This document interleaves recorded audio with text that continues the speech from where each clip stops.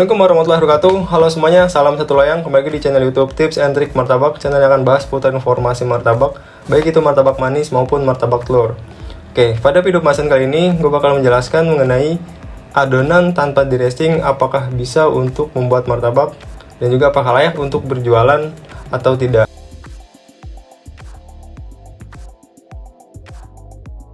Nah, jadi di video kali ini gue bakal membahas secara detail dan juga berdasarkan pengalaman yang udah pernah gue lakukan. Oke, jadi buat teman-teman yang belum tahu apa itu proses prestingan, nah proses prestingan adalah proses di mana adonan ini diistirahatkan terlebih dahulu atau didiamkan di dalam wadah tertutup. Nah, tujuannya adalah untuk proses pengembangan dan juga biar suhu di adonan ini stabil setelah melalui proses press. Nah, yang paling terpenting adalah untuk proses pengembangan. Biasa pedagang yang udah melakukan dua teknik ini membuat martabak tanpa di-resting dan juga membuat martabak dengan melalui proses pressingan itu akan mengetahui perbedaan tinggi dari teksturnya. Nah, jadi di sini gue bakal menjelaskan secara detail. Oke, jadi di sini ada kasus mengenai salah satu anggota kursus martabak gua. Nah, jadi di sini gue mengadakan kursus martabak. Jadi buat teman-teman yang pengen ikut kursus martabak, teman-teman bisa daftar. Untuk linknya kalian bisa klik di deskripsi. Oke, jadi nanti kalian bisa diajarkan bagaimana cara membuat martabak manis Bangka. Kemudian juga kalian bisa masuk grup kursus martabak. Untuk grupnya adalah grup yang kedua ya, karena yang ke satu itu udah penuh. Nah, jadi di dalam grup ini banyak teman-teman yang sudah berjualan. Jadi bisa saling sharing mengenai resep dan juga pengalaman-pengalaman ketika berjualan di lapangan itu seperti apa. Oke, di sini ada salah satu anggota kursus yang dia itu nge-share hasil martabaknya. Nah, di sini dia yang ini ya. Nah, dia tulisannya adalah masukannya suhu adonan dadakan tanpa resting.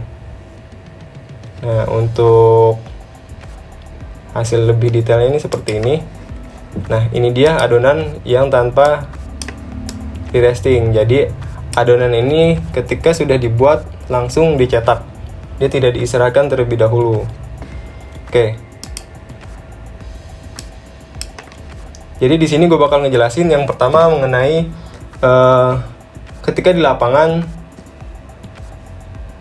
kejadian seperti apa membuat adonan tanpa di-resting. Kemudian bahan yang dipakai dalam buat adonan tanpa di-resting dan juga teknik dalam buat martabak tanpa di-resting. Kemudian kelebihan dan juga kekurangan membuat martabak tanpa di-resting. Oke, yang pertama adalah yaitu kondisi di lapangan seperti apa yang memungkinkan para pedagang martabak ini membuat adonan tanpa di-resting alias langsung dicetak. Nah, ini berbagi pengalaman. Jadi biasanya adalah ketika di lapangan lebih banyaknya adalah martabak kelas premium yang biasa berjualan di kios. Karena di dalam kios itu semua bahan baku itu sudah tersedia. Dari mulai terigu, terus juga tersedianya air, pewanginya, bahan pengembangannya, dan juga telurnya juga sudah tersedia semua. Nah, biasanya adalah ketika berjualan, misalkan teman-teman ini buka usaha martabak itu buka jam 4 sore sampai jam 11 malam ya, atau jam 12 malam. Ada kondisi di mana jual martabak itu lakunya cepat. Baru 3 jam udah habis. Biasanya di tanggal muda, habis gajian, akhir bulan, atau weekend. Biasa para pedagang martabak ini udah tahu nih, jadi hari-hari apa yang biasanya itu jual martabak itu rame.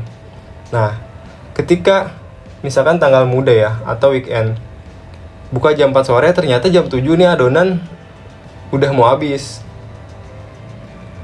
Nah, apa yang harus dilakukan? Kalau misalkan tutup kan sayang ya, jadi masih ada sekitar 4 jam lagi ke jam 11.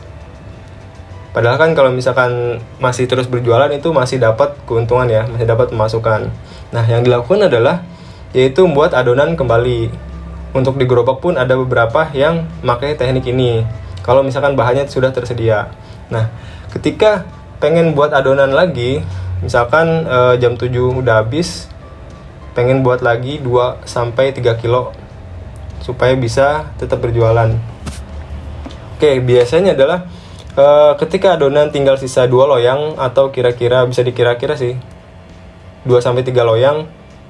biasanya yang jual martabak ini bakal punya planning, dia harus buat lagi 2 kilo. Oke, gue bakal buat lagi adonan 2 kilo. Ya udah, ketika adonan masih sisa 2 loyang, dia langsung siap-siap nuangin terigunya, terus juga semua bahan-bahan, terutama untuk bahan yang wajib ya. Nah, jadi di sini masuk ke pembahasan bahan apa saja yang dipakai ketika membuat adonan tanpa di resting. Yang pertama, bahan wajib dalam membuat martabak adalah tepung terigu, pakai yang protein sedang. Terus juga ada air, untuk pengembangannya juga ada, dari mulai telur dan juga baking soda. Kalau untuk baking powder ini hanya pelengkap ya, dipakai bisa, nggak dipakai juga tidak apa-apa. Kemudian untuk wanginya yaitu adalah pakai vanili. Oke, ini adalah bahan-bahan wajibnya. Ketika bahan wajibnya sudah tersedia, langsung dimasukkan dan langsung diaduk semuanya. Dan juga yang terakhir adalah bahannya gula. Oke, kemudian masuk proses pengadukan. Untuk tekniknya, karena di lapangan ini proses cepat, jadi semua bahan langsung dicampur. Dari mulai terigunya, terus airnya, gulanya, telurnya, semuanya dimasukkan, langsung diaduk. Dan ada beberapa kasus bisa langsung di mixer tanpa pakai proses pakai rotan ya. Cuman yang lebih baik adalah pakai rotan. Cuman kalau pakai mixer dia biasanya prosesnya lebih cepat. Karena adalah ketika di lapangan ini bisa kejar-kejaran sama konsumen. Kalau kita telat dikit, ketika proses pengadukan ternyata tiba-tiba ada konsumen yang datang. Nah, itu bakal lebih panik ya. Oke, jadi untuk proses pengadukannya semua prosesnya sama seperti proses membuat adonan dengan di resting. Semua bahan dicampur, semua bahan diaduk sampai kalis.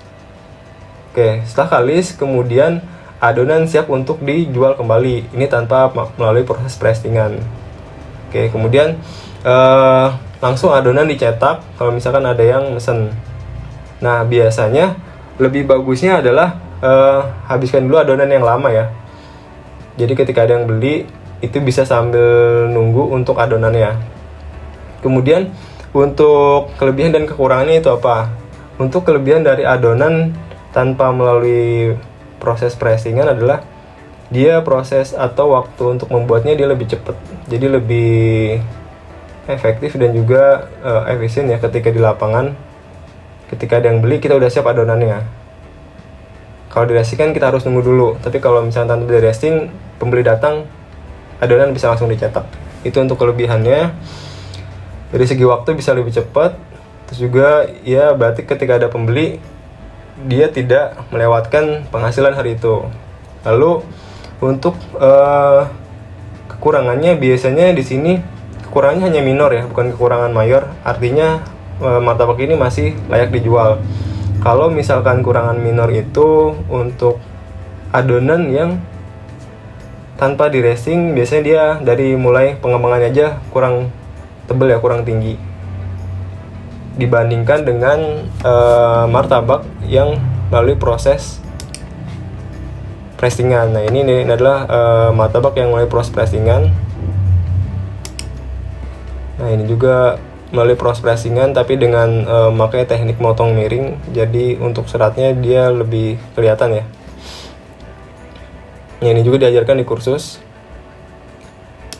Nah, itu tadi untuk kekurangan ya, dia tingginya itu emang kurang, berbeda dengan adonan yang di resting. Ini dengan takaran yang sama tapi masih bisa layak jual. Jadi nggak terlalu fatal ya. Kalau misalkan udah kesalahan mayor seperti martabaknya gosong atau martabak kebantet, itu udah tidak layak jual. Oke, jadi tadi teman-teman gue udah ngejelasin itu adalah analisis mengenai apakah adonan martabak yang tanpa di resting itu bisa dibuat atau bisa untuk dijual. Nah, jawabannya adalah bisa. Dan itu sangat memungkinkan sekali ketika di lapangan. Jadi yang sudah berjalan pasti tahu. Ketika dari rumah udah planning misalkan bawa 5 kilo atau 7 kilo, tapi ketika di lapangan selalu berbeda, ada yang bisa cepat, ada yang lambat. Ketika bisa cepat, kalian bisa pakai strategi buat adonan seperti ini, jadi tanpa di resting. Oke, ini pembahasan dari gua. Mudah-mudahan bisa bermanfaat buat teman-teman. Sampai bertemu lagi di video selanjutnya. Dari gua kurang lebihnya mohon maaf. Assalamualaikum warahmatullahi wabarakatuh.